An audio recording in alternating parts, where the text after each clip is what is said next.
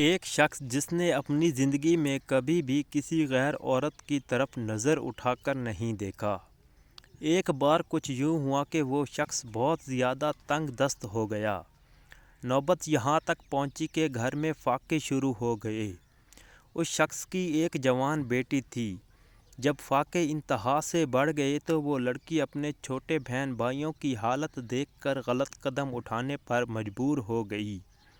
دل میں ارادہ کر کے گھر سے نکلی کہ اپنا جسم بیچ کر کچھ کھانے کو لے آؤں گی۔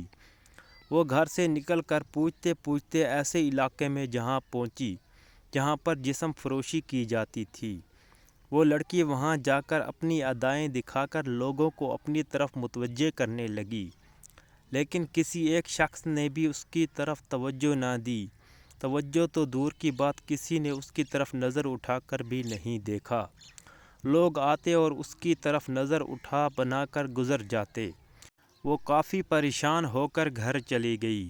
جب گھر پہنچی تو اپنے باپ کو منتظر پایا۔ پریشانی میں مبتلا باپ نے پوچھا، بیٹی تو کہاں چلی گئی تھی؟ لڑکی نے باپ سے معافی مانگی اور رو رو کر سارا ماجرا بیان کیا۔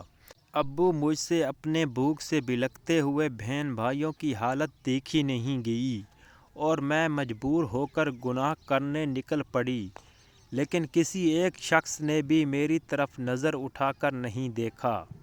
سارا ماجرا سننے کے بعد باپ نے اپنی بیٹی سے کہا، بیٹا، تیرے باپ نے آج تک کسی غیر عورت کی طرف نظر اٹھا کر نہیں دیکھا، تو کیسے کوئی غیر مرد آپ کی طرف نظر اٹھا کر دیکھتا؟